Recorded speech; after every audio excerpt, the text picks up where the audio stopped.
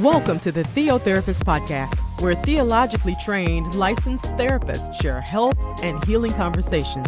Join our host, Dr. Trice Glenn, for conversations about real-life issues from both theological and therapeutic perspectives. Each week, we speak to guiding questions with real-life application, humor, and engaging guests to share meaningful dialogues with our listeners. Let's begin. Welcome to the 7th episode of the TheoTherapist podcast. My name is Dr. Trice Glenn. I'm so glad you have joined. Today, I have the best guest in the world for our 7th episode of our first season. None other than my very best friend in the world, Millicent D. Parker, LPC. The Reverend Millicent D. Parker, LPC, is joining me today. And of course, I had to end the year on a great note with my best friend.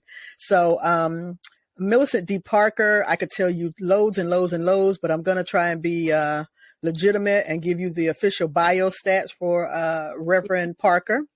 Reverend Parker has a Master's of Divinity as well as a Master's of Science and Counseling from Mercer University. She's a licensed professional counselor, a nationally certified counselor. She works with MAR, which is the Metro Atlanta Recovery Residences. She is a director of the family program there. In addition to that, she's an ordained minister, and I'll let her tell you a little bit more about that background and that integration. But welcome, Millicent Parker, to the TheoTherapist podcast. Thank you, best friend, Dr. Glenn. Glad to be here. I appreciate you ending the year on a good note. There you go. You got to. You bring in all your friends, and that's the good thing about the TheoTherapist podcast. I have had a great opportunity to bring in lots of my TheoTherapist friends for us just to have some time together, opportunity to share kind of from our different vantage points of this intersection of theology and therapy. I know we all kind of come to this from different spaces and different experiences and different motivations.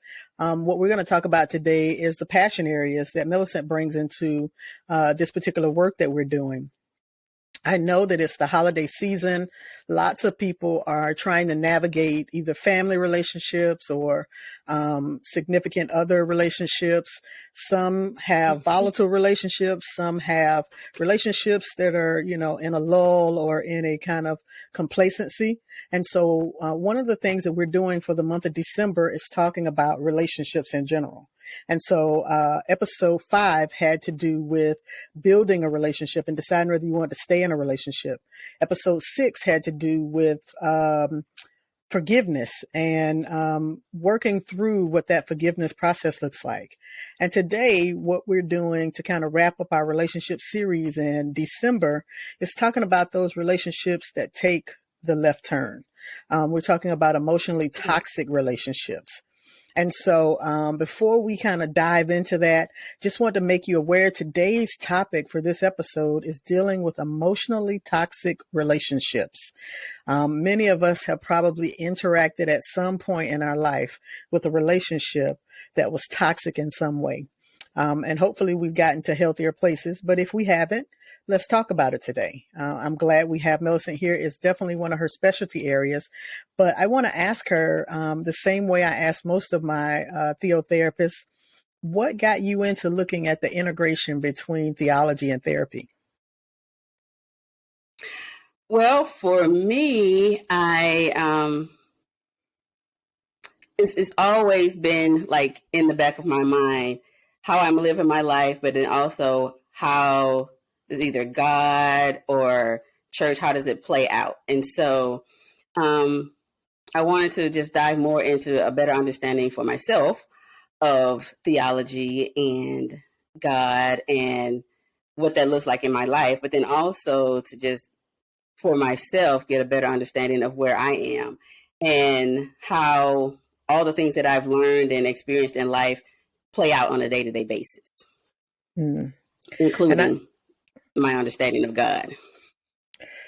You know what? I think so many of us can relate to that, right? Who have gotten into this intersection world where we have been people of faith, and then we also feel called to care for others, and we look for that space of intersection.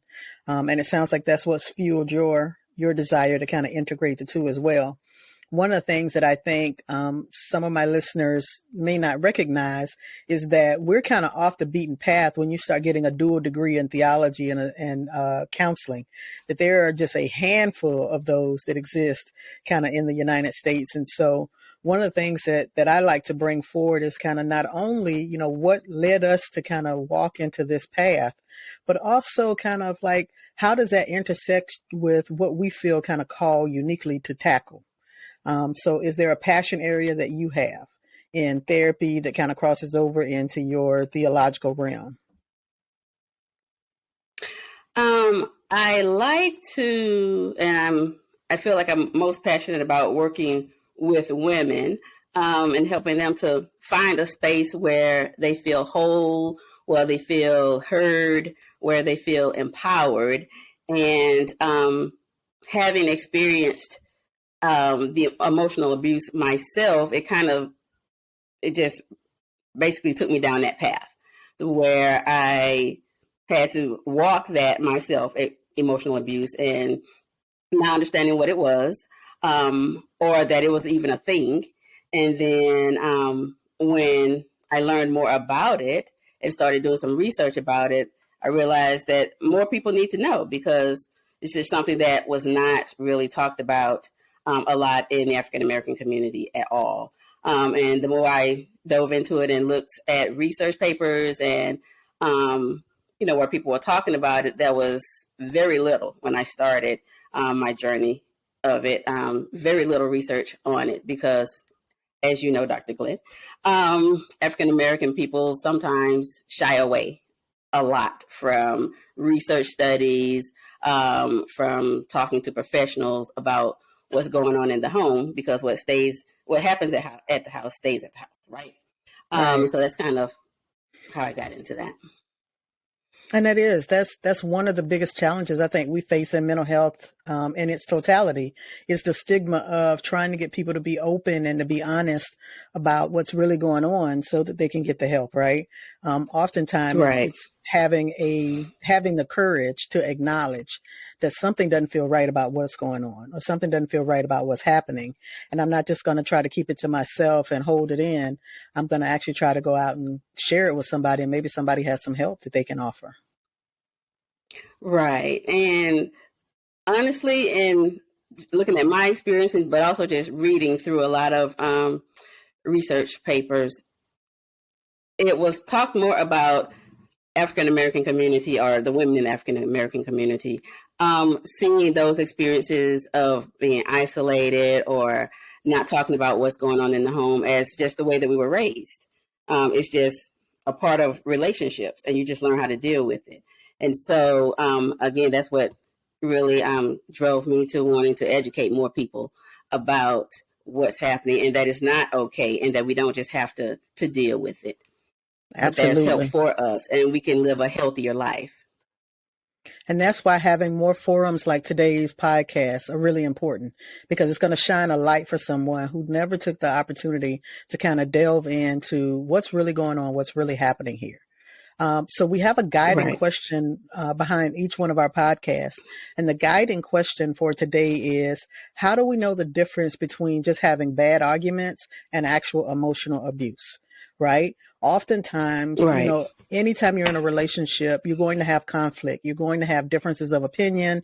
You're going to have things that are debated, right? But there's a difference between just having a heated conversation or a heated debate and having emotional abuse, or if there's another verbiage for it, having toxic emotional interactions that are harmful. And so we want to start by just maybe trying to identify, like, what is emotional abuse, or is there a better term for it?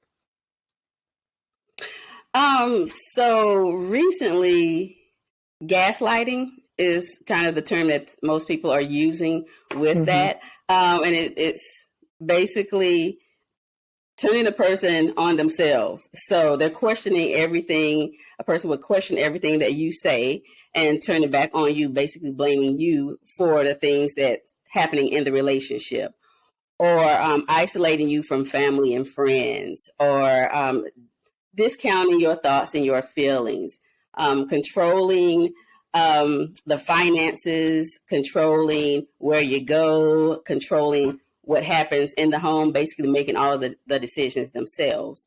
And that's really kind of what emotional abuse is in a nutshell, because it's bringing you to a place where you begin to doubt your sanity, doubt your intelligence, and doubt your worth. Wow. And so if you can and actually I consider emotional abuse to be like the gateway to abuse. Because if you're doubting yourself, if you have no one to talk to, if you have no money, you have no friends, you're totally dependent on this other person, then the next thing that happens is the physical abuse. And so where, if you are aware of yourself and you know who you are and you know you have options, you're only going to accept so much from a person. Right. But if they begin to chip away at those things and you're now doubting yourself, you're not trusting what you say, and you're starting to believe that, okay, well, maybe they are right. Maybe I'm not worthy. Maybe I didn't get that right. And then the next thing is the physical abuse or the other mistreatment. And now you're accepting those things. And that just puts you in a bad place for yourself. Yeah, I think one of the biggest tools used in a control relationship is getting you to doubt yourself, right? Not trust your own process, right. Not trust that you're seeing your own judgment. You're seeing the situation as it is, not trust that other person has responsibility for their actions, but only taking internal responsibility, right? Gaslighting has become such a popular term. I think they added it to the dictionary this year, Merriam-Webster, because it's gained so much popularity.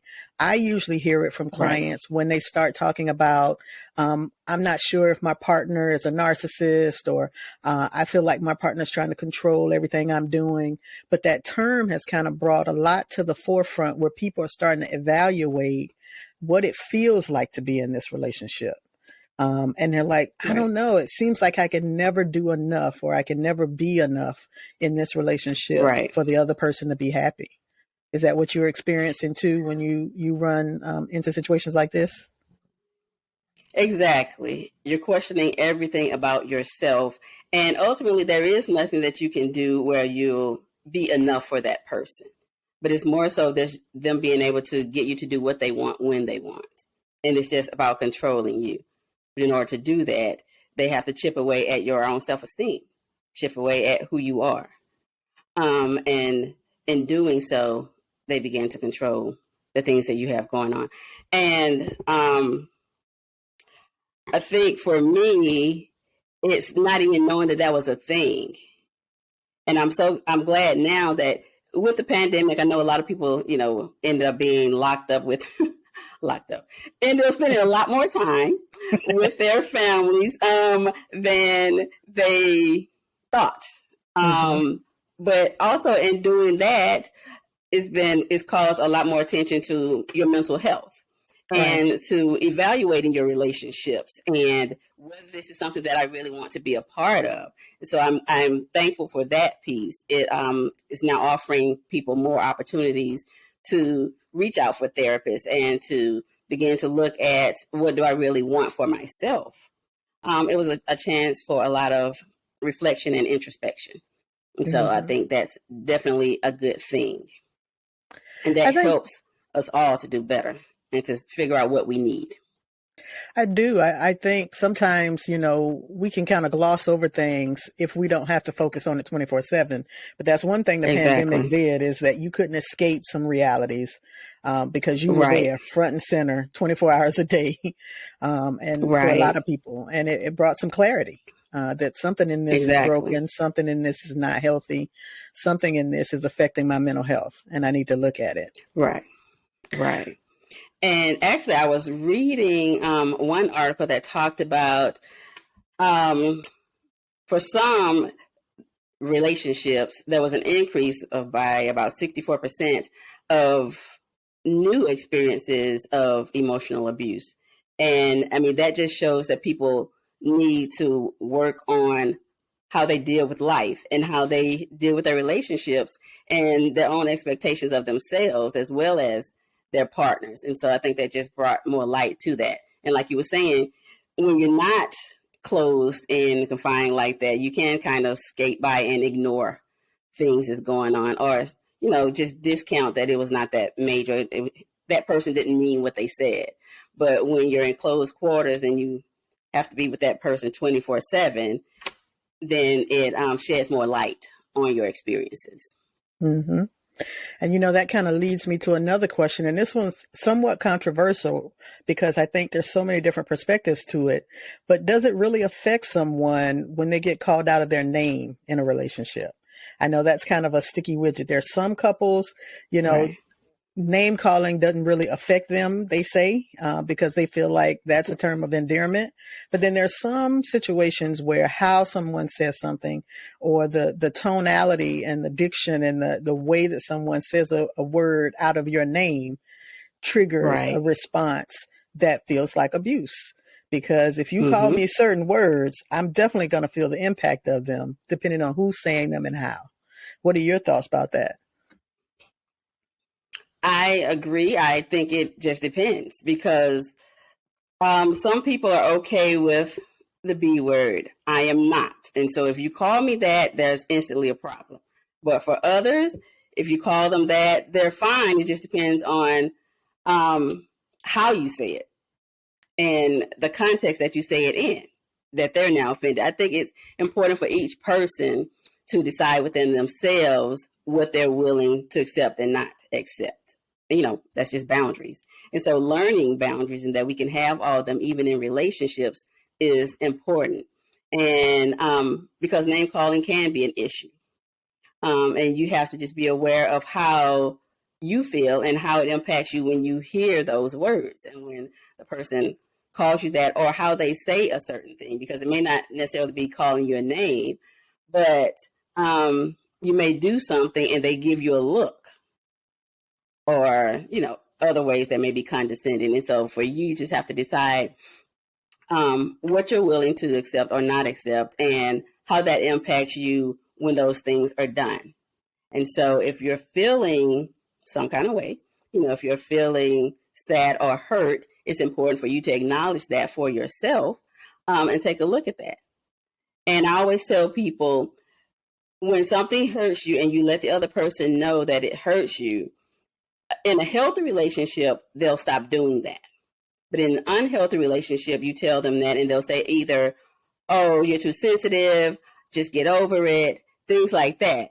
And if you're hearing those type of responses, then that's information for you. And so you have to decide, is this a relationship that I want to continue? Or do I need to consider other options? Because it's important for you, just as it's important for them, that you feel safe, that you feel heard, and that you feel like you're connected to this person in a healthy way. You know, that's so meaningful, because I talk to so many different couples or people who are in couples, and it's always did you tell your partner? Did you tell your partner that that affects you? Right. And most of the time it's not, well, they should know that affects me. Oh, well, let's use our communication skills. If you can communicate to your partner, this has an impact, then now you both have some accountability, because you both have said this is something we don't want in our relationship. Now, if your partner persists in doing it, you need to look at that. You need to, like you say, recognize that that means something. When your partner recognizes that this hurts you or this affects you, and they persist in doing it. Exactly. My antennas. And you're right that people. And so each person has to then decide that they are going to take a minute and evaluate the situation, evaluate the comment, evaluate the relationship. Is this something that I can be okay with? Does this hurt my feelings? And not just go either into an argument or not talking or whatever they do as a response to that hurt feeling. It's important for each person to stop and take a look at, well, why does this hurt my feelings? What is that about for me? And then from doing that, they can then approach the other person and have a conversation with them. Because, I mean, sometimes a person can actually be overly sensitive, and that's their stuff. But then there are other times where it's the other person and what's going on with them. And there needs to be a conversation about that. Right. And finding that space on in both the middle. sides. Right. Exactly. But there can be some that where they're not aware that it's hurtful. And so that's why it's important to have a conversation. This is touching on so many different other relationship skills, communication, boundary setting, having empathy for the other person and what they're going through. All of those different things seem like they come to bear on whether the relationship can try to walk toward a healthy path or if it's headed toward a more toxic path. Right. And you also have to look at, okay, am I having to compromise and accept a lot in this relationship and, discount or talk out or talk away, or I'm trying to find the right word that I want to use, what the person is saying? Am I doing that too often? Am I looking to give them grace too often? Because then that's an issue as well. Are you compromising all the time? Then that's something that you need to look at and consider as well. Are you always making excuses? Yeah. Are you always making excuses for, them doing something or them not trying to make a change, them not trying to make a more healthy environment for you in the relationship in any way? Right. Because it really is, it's both ways. It's not you doing all the giving and they're doing all the taking, or you trying to take everything and get from them. It has to be both sides are working. And really, it's not even both sides working 50-50. It's both sides working 100. Learning how to have this healthy person presented in this relationship on both sides. And so there is work to be done on both sides.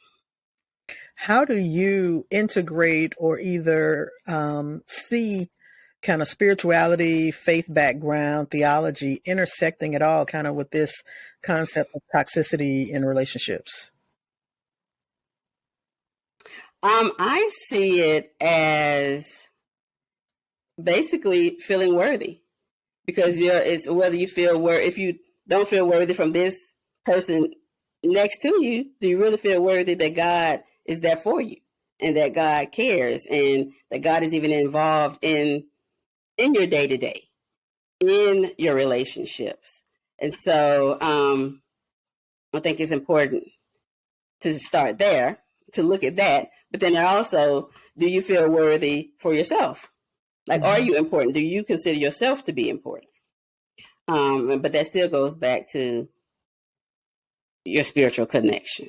Because I think when I think about it, it's all connected, because the struggles that we have with people ultimately go back to the struggles that we have with God.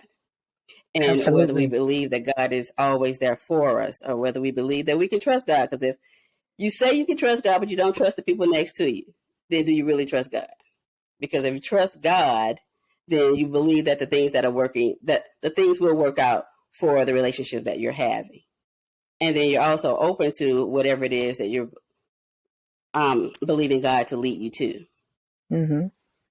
Yeah. And you're trusting that God will put you in, will be there for you and allow you to have healthy relationships.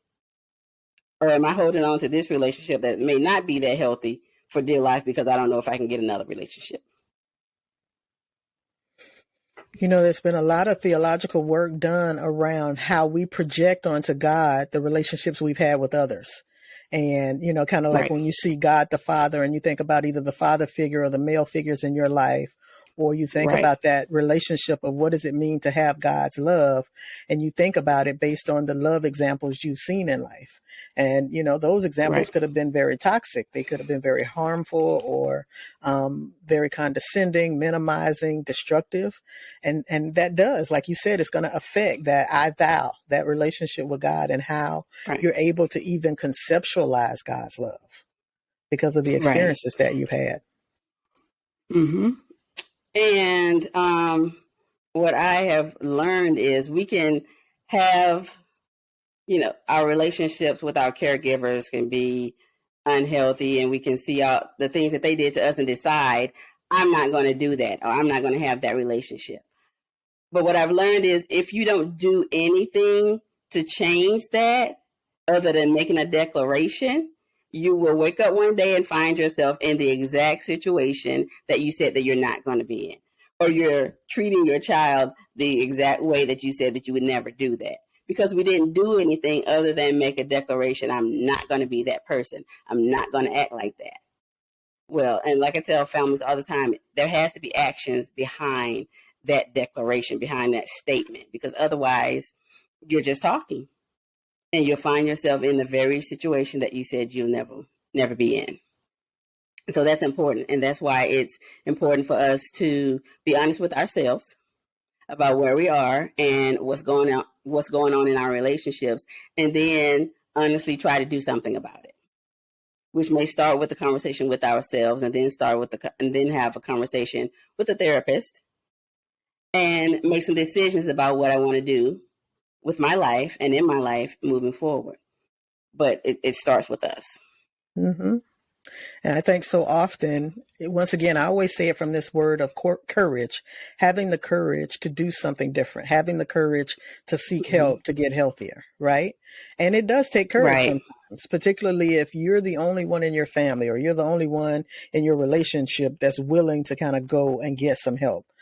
It takes courage to be that one. And I encourage everyone that's listening to us, want to be healthy enough to do it. Want to be healthy enough to seek out whatever's going to help, right? Counseling's not, we don't do miracle work over here, but we do our best to try to journey with you towards you getting to a healthier space. Right.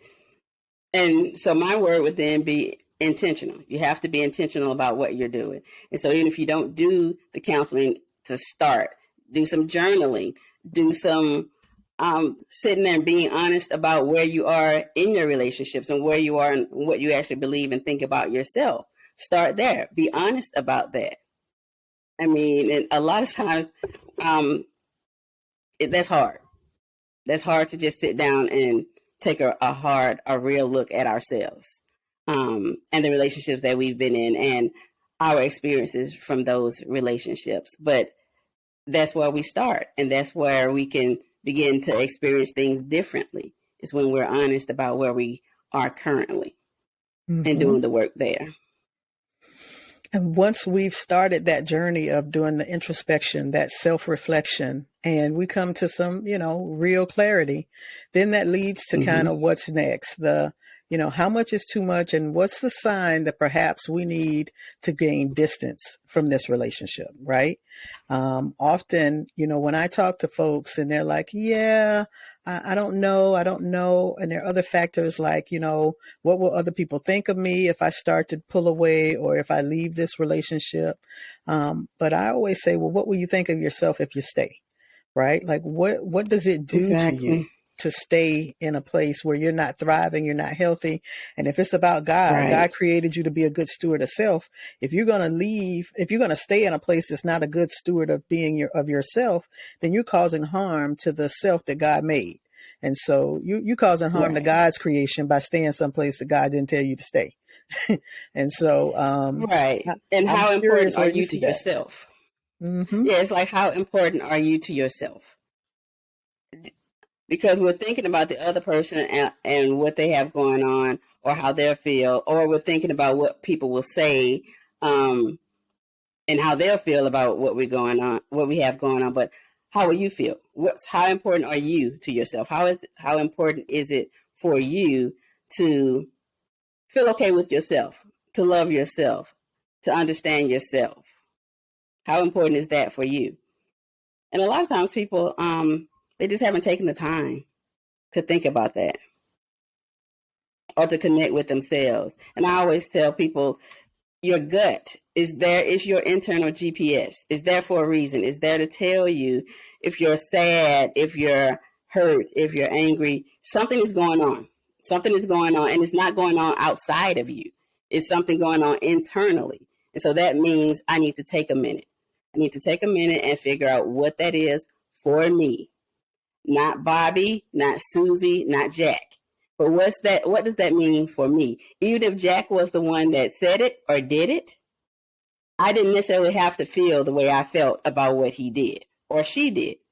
And so they're saying, hey, it's time for me to take a step back and figure out, why does that impact me the way that it does?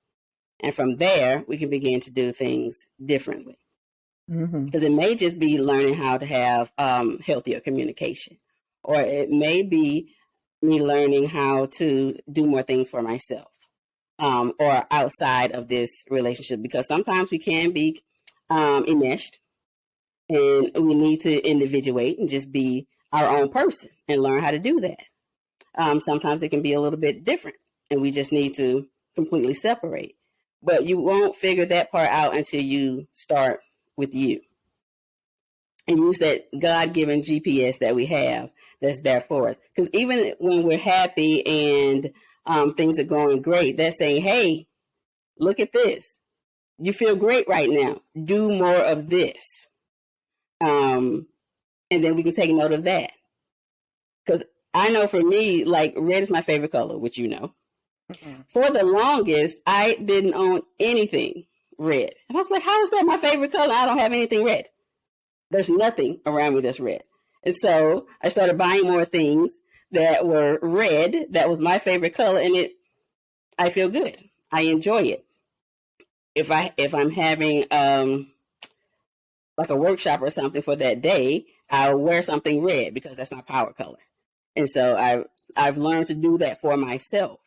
And so it's important for us to take care of ourselves and to learn how to do that. Self-love, and to figure out what that looks like for you. It's different for us all. And it's just as important for each individual person to take a look at that and figure out what it looks like. I know you can Google it, and there's 100 list of 100 things that's self-care, but each person has to decide and figure out what that means for them, because we're all different, which is a great thing. So.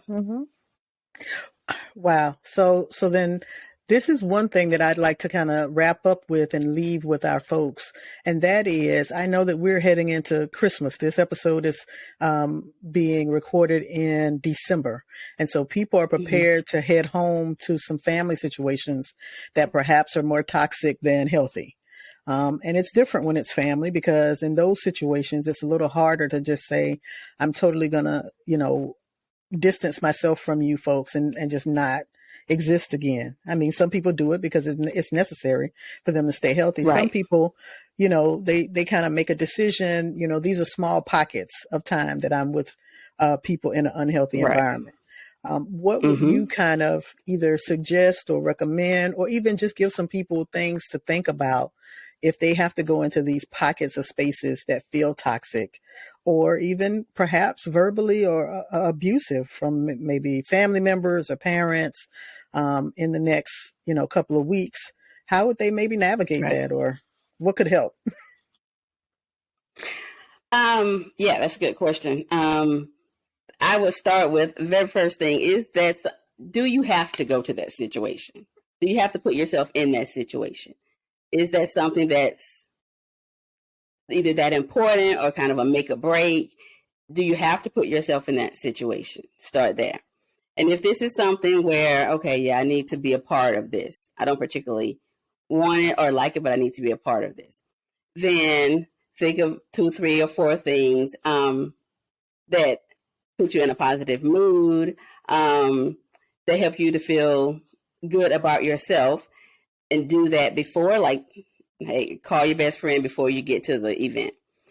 Laugh, talk, enjoy that moment, and just be present in that moment. Remind yourself that you can do this thing that you're about to do. Go do that. And then after that, call your best friend back and do a debrief. I call it, and they call it an AA book ending. So you start with a positive moment, you work through what you need to work through with your family, and then you end it with a positive moment. And while you're in the situation with the family member, if you already know that Uncle Joe is going to say something inappropriate or that's hurtful, then you can either dance around, not have conversation with Uncle Joe, or when he starts, you can remove yourself from that conversation or that situation, or you can remind yourself that I don't have to accept anything that he's saying or doing. Let him say what he's going to say, and then take care of yourself. When we already know that a situation is going to be not the healthiest space for us because of either how the person talks or what they're doing, if you already know that going in, then you can just decide how much you're willing to accept. You can decide how necessary is this for me to be a part of. And you give yourself permission to either skip the event, to not have those conversations, to let the people know up front, we're not going to talk about this. I want to talk to you, but we can talk about how the day is going. We can talk about how you've been, but we're not going to have this conversation. And give yourself permission to just be direct. That's important. Just be direct about where you are and what it is that you're willing or not willing to accept. I talk to a lot of parents, especially who they're afraid. Well, if I say this, then it'll hurt their feelings. They'll think that I don't love them, or that I don't want to be in a relationship with them. Well, no, you're actually helping them to understand your boundaries, and you're letting them know that this is important for you and this is what you're willing to accept or not accept. And the more that you practice that, then they start to understand or accept that this is what you're willing to deal with, and they'll only approach you in that manner, or they won't approach you at all. Now, some of us, we're fearful when we think about them not approaching, but if they're not healthy for you, and if they're always negative, and if you feel worse after having conversations with them, then that, once again, may not be the space for you. And you can give yourself permission to create those spaces where you thrive, where you're encouraged, where you feel loved and connected. Because sometimes family is just not that space. Even though we may want that to be, if we're honest with ourselves, that's just not the space. And so then it's okay to create that for yourself, because that's a part of self-love as well. Exactly. And so that's may just be one of the things that we need to do. I mean, those are just some great suggestions to help, all of us, because everyone has, some situations they encounter in their life where they aren't the most healthy interactions that they could have. Right. And so having these kind of tools that remind us that we have permission, either not to be in that situation, or we have permission to vocalize what our needs are, and hold boundaries in that space. Right. We don't have to go to be miserable. Okay. Exactly. We have choices too. Right. You don't have to force yourself to be miserable. Or if this is a situation where you have to be a part of it and you can't get out of it, then remind yourself, I can deal with anything for 30 minutes. I can deal with anything for an hour. I can deal with anything for a day. And then after that, you go and you already have lined up, I'm going to do these 3-4 things when I finish this so that I can get myself back to a healthy space. You do what you have to do for you. But when you start to value yourself and how you feel and your experience, you're more willing to do those things and less willing to accept negativity and unhealthy relationships. Amen to that.